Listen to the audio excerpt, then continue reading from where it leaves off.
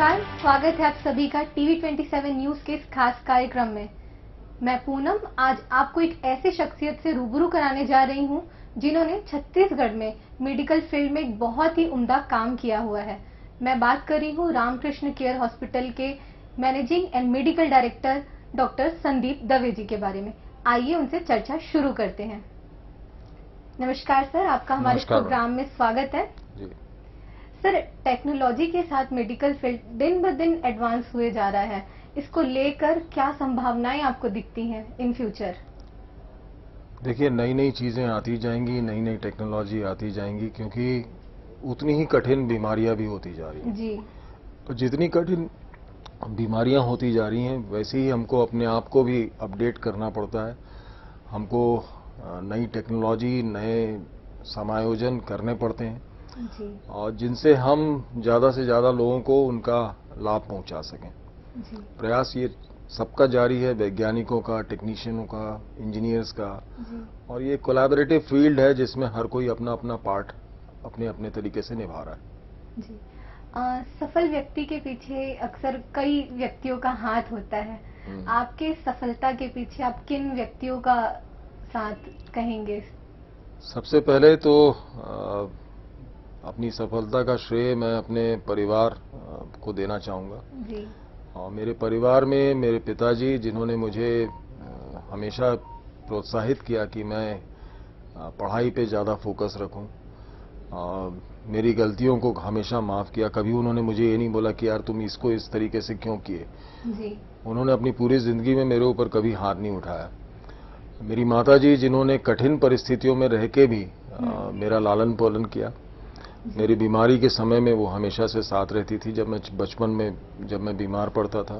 जी। मेरी पत्नी, खास करके समिधा दवे, जिन्होंने कि मैं ये बोलूँगा कि डॉक्टर बनने के बाद का जो करियर है उसमें बहुत बड़ा सहयोग समिधा का रहा। जी। कि उसने मुझे यहाँ तक के पहुँचाने में एक दोस्त से बढ़कर आगे काम किया और एक ऐसा काम किया जिसमें कभी मुझे ये नहीं सोचना पड़ा कि धन कहाँ से आएगा। वो सारी व्यवस्थाएं खुद करती गई, अपने दम पे करती गई।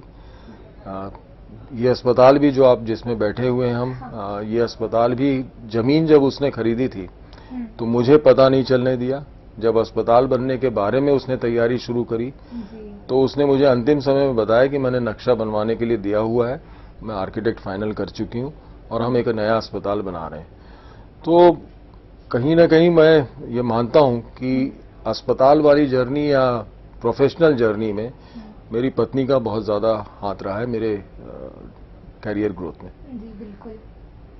सर, अक्सर जो डॉक्टर्स होते हैं वो अपना लाइफ पार्टनर एक डॉक्टर को ही चुनते हैं। तो मैम तो नॉन मेडिकल फील्ड से हैं, तो इसको लेकर आपका क्या जिंदगी में मानना है? मैंने शायद अपने जीवन का मतलब, जब मेरी उम्र शादी के योग्य हो गई थी और जब मेरे माता पिता मेरे से पूछते थे कि आप किन से शादी करोगे, तो मैं यही बोलता था कि मैं डॉक्टर से भी शादी नहीं करूंगा, चाहे कुछ हो जाए। क्योंकि अगर दोनों ही एक फील्ड के हैं, मुझे ऐसा लगता था, शायद मैं उस वक्त एक अलग सोच रखता हूं और आज एक अलग सोच रखता हूं, पर उस वक्त मेरी सोच ये थी कि मैं किसी डॉक्टर से शादी नहीं करूंगा और शादी करूंगा तो एक नॉन मेडिको से ही करूंगा, जिसे मेरे परिवार के सदस्यों ने रिस्पेक्ट दिया और मेरी शादी समिधा से करवाई। तो जैसे कि आप बूढ़ापारा के एक छोटे से क्लिनिक से निकलकर आपने इस बड़े मुकाम को हासिल किया है, तो इन पूरे करियर में और पूरे समय में आपको क्या डिफिकल्टीज फेस करनी पड़ी अब तक? देखिए, मैंने जैसे आपको पहले भी बताया कि ये डिफिकल्टीज का एहसास मुझे समिधा ने कभी नहीं होने दिया। बिल्कुल। धन कहाँ से आएगा, कैसे आएगा, हम कैसे डेवलप करेंगे, कैसे ग्रो करेंगे, ये हमको सिर्फ एक समय आया था 2004 से लेके 2006 के बीच में, जब हम इस नई बिल्डिंग में शिफ्ट हुए थे और हमने काफ़ी समिधा ने, क्योंकि इधर उधर से कहीं बहुत सारी जगहों से पैसे लेके और इसको कंस्ट्रक्ट करवाया था। तो एक समय था। फिर उसके बाद में 2007 के बाद में मैंने शायद पलट के नहीं देखा कि मुझे, क्योंकि तब तक आदत पड़ चुकी थी, तब तक समझ में आ गया था कि अगर आप अपना काम करते जा रहे हो तो आपको पैसों की कमी उस काम को आगे बढ़ाने के लिए कभी नहीं आएगी। और मुझे कभी पलट के भी नहीं देखना पड़ा और वो काम अपने आप होते जा रहे हैं। आज भी मैं अपने कैंसर प्रोजेक्ट को लॉन्च करने के लिए कर चुका हूं, जो कि बिल्डिंग बन रही है और मुझे ऐसा लगता है कि आने वाले समय में हम बहुत जल्दी इन सब चीज़ों को शुरू कर पाएंगे और आगे बढ़ पाएंगे। आगे जिंदगी बढ़ती जाती है, चलते जाता है, समय चलता जाता है। सर, आपका इतना लंबा करियर रहा है जी, आपके सामने कोई एक ऐसा वाक्य आया है जिसको लेकर आप आज तक उसे याद करते हैं कि ये केस मेरे लिए चुनौतियों से भरा था? देखिए, आप जिस दिन ये सोचते हैं कि ये बहुत बड़ी चुनौती वाला केस था, उसके अगले दिन या उसके 2-3 दिन, 4 दिन, 1 महीने, 2 महीने बाद एक उससे ज्यादा बड़ा चुनौतीपूर्ण केस हो जाता है। बिल्कुल। और उस चुनौतियां जिंदगी में आती रहेंगी, आपको उनका सामना करना है और आगे बढ़ते जाना है, मुझे ऐसे ही लगता है। और हर बार चुनौती जो रहेगी वो नई रहेगी और पूर्व की चुनौती से ज्यादा बड़ी चुनौती रहेगी। कई बार ऐसा लगता है, जैसे केस गॉल ब्लैडर का ही ऑपरेशन में मान लो, अब वो गॉल ब्लैडर का ऑपरेशन मुझे लगता है कि आज जो मैंने किया वो सबसे कठिन गॉल ब्लैडर था। अगले 5 दिन बाद मैं देखता हूं कि उससे भी कठिन गॉल ब्लैडर आ गया। तो कठिनाइयां मेरे ख्याल से मानव जीवन के उसमें जुड़ी हुई हैं, वो आपको अपने अपने लेवल पे मिलती रहेंगी और उनका सामना करते जाइए, उनसे डरिए मत, हारिए मत।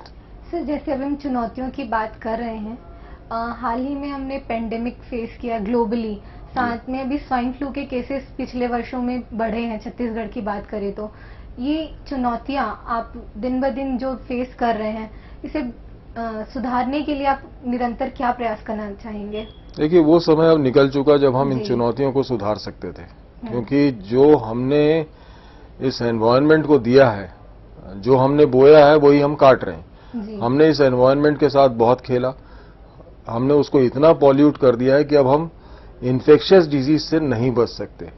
हर 2 साल में कोई ना कोई बीमारी, इस प्रकार की नई बीमारी आती रहेगी, भले ही वो विकराल रूप में ना आए जैसे कोविड आया था या कोरोना आया था, उतना विभत्स रूप ना हो, बट डेफिनेटली हम नई नई बीमारियां, नए नए इन्फेक्शंस आने वाले समय में देखते रहेंगे। और मैंने जैसे बोला आपको पहले भी कि कठिनाइयां बढ़ती जाएंगी, बड़ी होती जाएंगी, हमको उनका सामना करने के लिए अपने आप को तैयार करना पड़ेगा। सर, आप इतने बड़े ऑर्गेनाइजेशन चला रहे हैं, कभी हायर अथॉरिटीज का दबाव आपने कभी फेस किया अपनी लाइफ में? मैं जब बीमार पड़ा था 2016-17 में जी, और जब मैं ऑपरेशन के लिए जाने वाला था, उसके पूर्व ही जो उस वक्त के मैनेजमेंट था, उसका प्रेशर काफी कुछ झेला।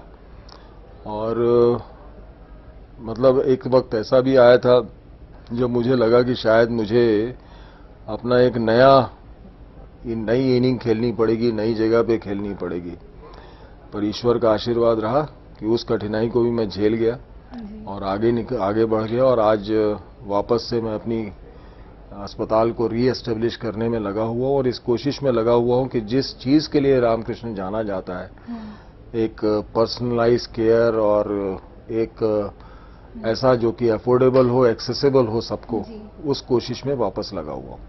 सर, आपने जो बातें भी मेंशन की, मेरे को एक मैथोलॉजिकल स्टोरी याद आ रही है जी। जिस तरीके से सत्यवान जब मृत्यु को प्राप्त कर रहे थे, तो जो सावित्री है उन यमराज के से छीन कर ले आई थी। मैंने सुना है मैम ने बहुत एफर्ट किया था उस टाइम पे, अमेरिका आप लेकर के गई थी और आपको एक मौत के मुंह से बाहर निकाल लाया था। तो मैम के एफर्ट के बारे में थोड़ा जानना चाहेंगे। देखिए, मैं ये मानता हूं कि संविधा अगर उस वक्त नहीं होती है तो शायद मैं आज जहां पे आपके पास साथ बैठ के ये इंटरव्यू दे रहा हूं, शायद मैं नहीं होता, क्योंकि ये संविधा का ही निर्णय था। मैं तो उस वक्त बेहोश था, वेंटिलेटर पर था जब उसने निर्णय लिया कि मुझे, अब जब उसको मालूम था कि इस बीमारी का इलाज सिर्फ और सिर्फ बॉस्टन में है और इस बीमारी का इलाज अब ऑपरेशन है और इस आदमी को अब हम अगर बचाना है तो इसका ऑपरेशन जरूरी है। आप सोचिए, रायपुर से बॉस्टन तक एयरलिफ्ट करके लेके जाना, वो भी वेंटिलेटर पर। आज के जमाने में कोई सोच नहीं सकता। उसको ये डर लगेगा कि रास्ते में अगर इसको कुछ हो गया तो लौट के मैं लोगों को क्या जवाब दूं। ये निर्णय सिर्फ और सिर्फ उसका था और उसने ये निर्णय लेके और मुझे यहां से लेके बॉस्टन तक पहुंचाया जिसमें मुझे 2 या 3 जगह पर यहाँ से दिल्ली में हमको 4 घंटे रुकना पड़ा, 6 घंटे रुकना पड़ा, तो वहाँ पर भी एक अस्पताल में, फिर उसके बाद में दिल्ली से न्यूयॉर्क में उतर के हमको बाय रोड में एम्बुलेंस के द्वारा हमको बॉस्टन तक लेके जाना पड़ा। और जिस वक्त मैं बॉस्टन के अस्पताल में पहुंचाऊंगा, मैं तो उस वक्त भी बेहोश था। मुझे याद है मेरे डॉक्टरों ने मुझे देख के यही मुझे देख रहे थे और मेरे साथ में जो लोग गए थे उनको देख के ये बोलते थे कि आदमी यहां तक पहुंचा कैसे, ये कैसे यहां तक पहुंचा है। तो उन लोगों ने मतलब आउट ऑफ द वे जाके उन्होंने मुझे एडमिट किया और ये बोल दिया जब ये यहां पहुंच गया है तो अब इसको हमको ठीक करके ही भेजना है। तो मैं मानता हूं कि संविधान ने उस वक्त जो निर्णय लिया था, आज उसके कारण से मैं जीवित हूं।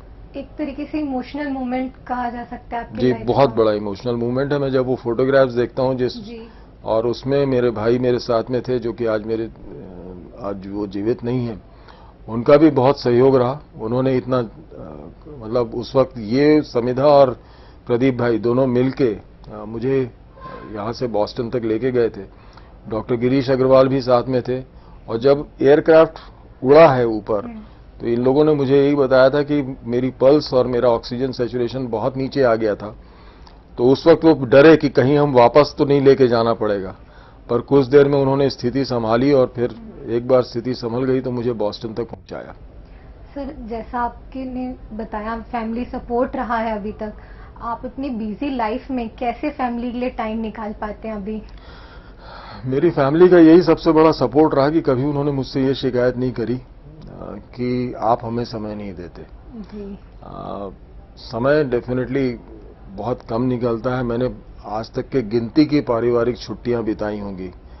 मुझे याद नहीं आता कि मैं 5 या 6 बार को छोड़ के पूरे इतने आज मैं 61 वर्ष का होने जा रहा हूं अगले नवंबर में, इसी नवंबर में। तो मुझे नहीं लगता कि इस पूरी जिंदगी में 61 साल की जिंदगी में मैंने 10 बार भी शायद अपने परिवार के साथ में कोई छुट्टी मनाई हो। 10 से कम बार ही मैं अपने परिवार के साथ बाहर गया हूं या घूमने गया हूं, और वो भी 7 से 8 दिन से ज्यादा कभी नहीं गया।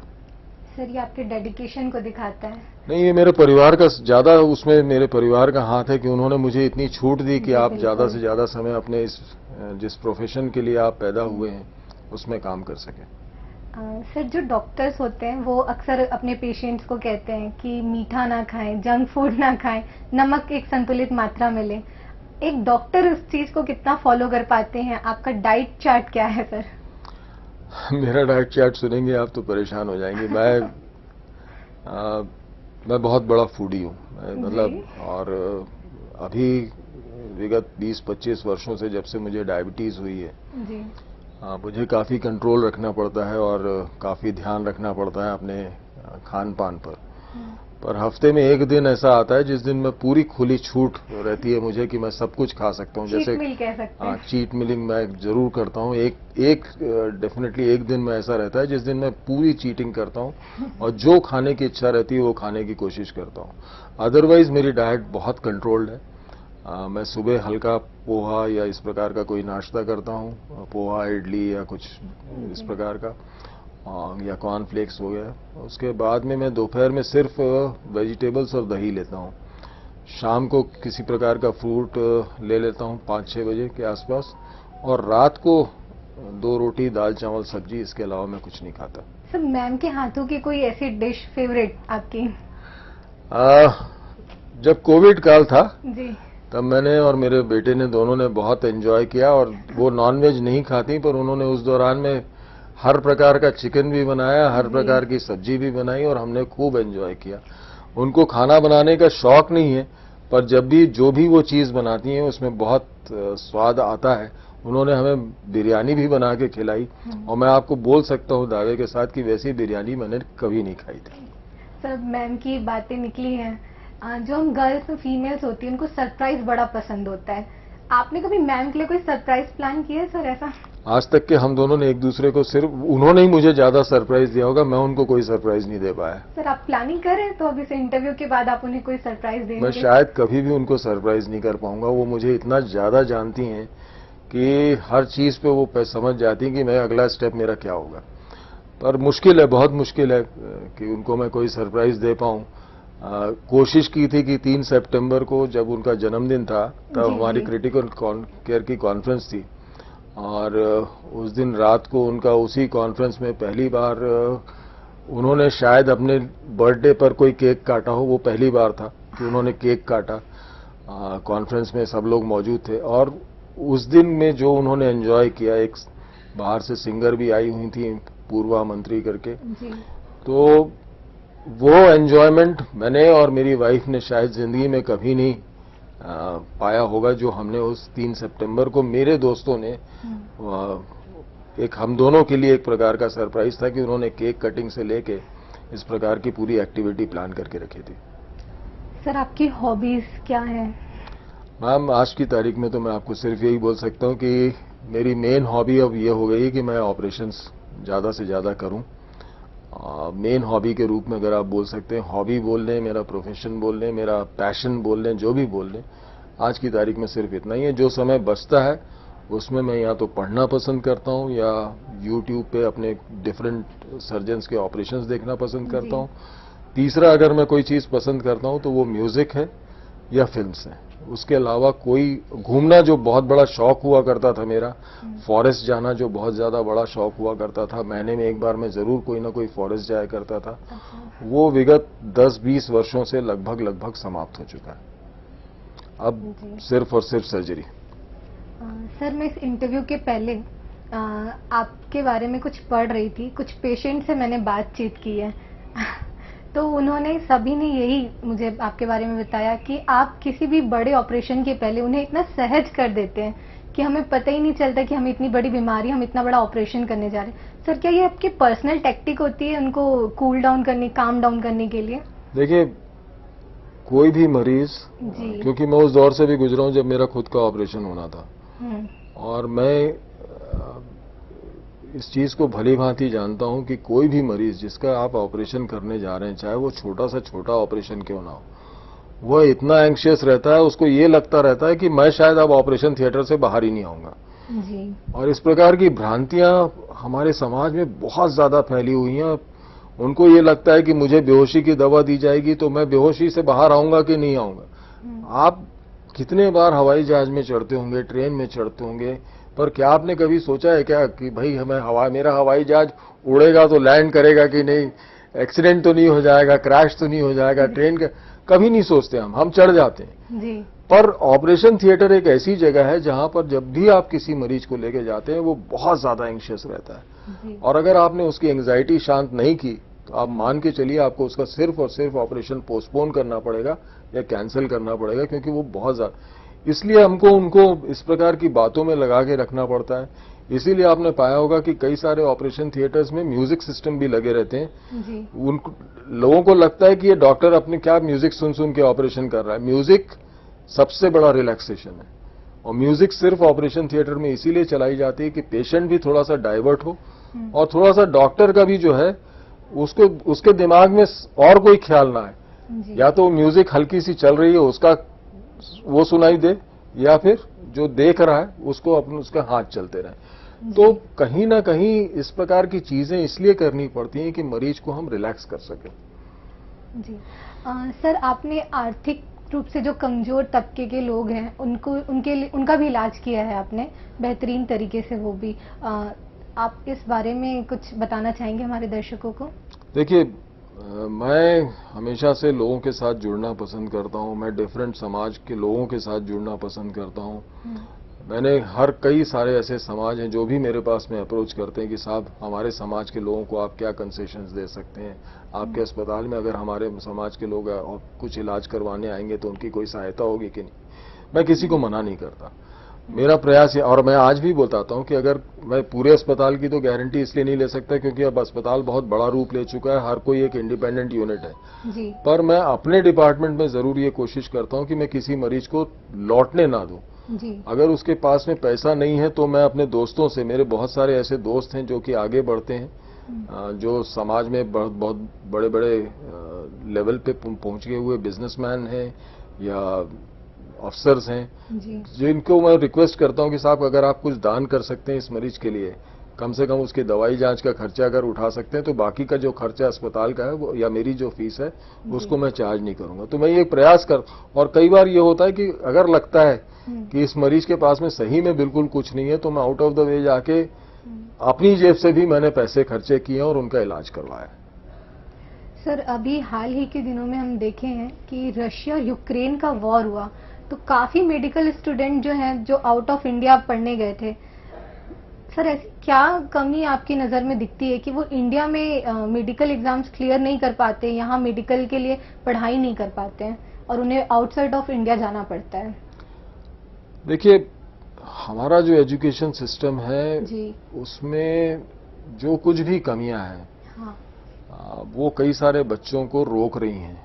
अब मैं उनका नाम नहीं लेना चाहूंगा क्योंकि वो फिर इस स्टेटमेंट को थोड़ा सा पॉलिटिसाइज करने के लिए हो जाएंगी। जी, जी, आप भी या सब लोग जो देख रहे हैं वो समझ सकते हैं कि जो आज की तारीख में अच्छे बच्चे हैं जो काफी पढ़ रहे हैं, जी, हमारी विभिन्न सरकारों की नीतियों के कारण उनको हमारे देश में पढ़ाई का मौका नहीं मिल पाता है, इसलिए उनको बाहर जाना पड़ जाता है। और भले ही उनका अब वो पीएमटी अगर क्वालिफाई कर भी लेते हैं जी, तो भी कुछ प्राइवेट कॉलेजेस की फीस इतनी ज्यादा हो जाती है कि वो अफोर्ड नहीं कर पाते हैं। उस फीस को अफोर्ड करना उनके परिवार के बस के बाहर रहती है। तो गरीबी भी दूसरा एक कारण है जिसके कारण से अच्छे बच्चे, जो पढ़े लिखे बच्चे हैं, जो समझदार हैं, जो इंटेलिजेंट हैं, जो अच्छा स्कोर भी किए हैं, बट सरकारी मेडिकल कॉलेज के लिए क्वालिफाई नहीं कर पा रहे और प्राइवेट मेडिकल कॉलेज उनकी हैसियत से बाहर है। तो ये रशिया और चाइना की तरफ देखते हैं जहां पर उनका जो एजुकेशन है वो वहां पर सस्ता है। तो ऐसा क्यों है कि वो हम अपने देश में ही अपने बच्चों को नहीं पढ़ा पाते हैं और वे बच्चे बाहर जा रहे हैं? तो ये सरकार का काम है, उसको सोचना पड़ेगा कि, और सरकार उस डायरेक्शन में काम भी कर रही है। अभी भी आपने देखा होगा कि बहुत सारे सरकारी मेडिकल कॉलेज हमारे प्रदेश में खुले हैं। और जब हमने शुरू किया, जब ये प्रदेश बना था, रायपुर एकमात्र मेडिकल कॉलेज था, फिर उसके बाद बिलासपुर आया, अंबिकापुर आया, रायगढ़ आया, अब कोरबा आ चुका है, महासमुंद आ चुका है, कांकेर आ चुका है। तो और 3-4 प्राइवेट मेडिकल कॉलेजेस भी खुल गए हैं। तो इस प्रकार से देखेंगे तो हमारे प्रदेश में ही आज 10 से ज्यादा मेडिकल कॉलेज हो चुके हैं। तो इस प्रकार के कॉलेजेस खुलना एक बहुत अच्छी बात है, जिससे कि अब ये शायद हमको ऐसा लगता है कि जब ज्यादा प्राइवेट मेडिकल कॉलेजेस भी होंगे तो फीस जो स्ट्रक्चर है, जो मोनोपोली है, वो भी खत्म होगी और फीस स्ट्रक्चर भी चेंज होगा। सर, ये तो आपने कहा स्टेट की बात। अगर मैं इंडिया लेवल की बात करूं तो अभी लगभग 30-40 सालों के बाद नई शिक्षा नीति लागू की गई है। सर, उसको लेकर क्या मेडिकल फील्ड में कोई हेल्पफुल रहेगा? देखिए, मेडिकल फील्ड में ना, आपको एक चीज बताऊं, सबसे बड़ी जो कमी है वो आज जो हम लोग देख रहे हैं हमारे जनरेशन की पढ़ाई के समय और अभी की जनरेशन की पढ़ाई के, अब जो पढ़ाई हो रही है वो इसलिए हो रही है कि मैं ये एग्जाम क्लियर करूं पहला। ठीक है, मैं पहला जब वो 10th क्लास या 12th क्लास में रहता है, यार मैं किसी तरीके से मेडिकल के लिए क्वालिफाई करूं। क्वालिफाई कर लेता है तो उसके बाद ये रखता है कि चल भाई पढ़ाई तो होती रहेगी, पीजी के लिए क्वालिफाई करूं। पीजी कर लेता है तो उसको लगता है कि मैं सुपर स्पेशलिटी के लिए क्वालिफाई। तो उसका वो पूरा का पूरी जो पढ़ाई है वो एग्जाम ओरिएंटेड हो गई है। ये चेंज होना बहुत जरूरी है। हम जब पढ़ रहे थे तो हम क्लिनिकली ज्यादा अपने आप को फोकस करते थे कि हमको इस मरीज की बीमारी को कैसे डायग्नोज करना, कैसे उसका इलाज करना, क्लिनिकल नॉलेज पे ज्यादा हमारा फोकस था। हमारा फोकस वहां से हटके अब एग्जाम ओरिएंटेड होता जा रहा है। मल्टीपल चॉइस क्वेश्चंस की किताबें बहुत बिक रही हैं, उसको सॉल्व करते दिन भर बैठते रहते हैं।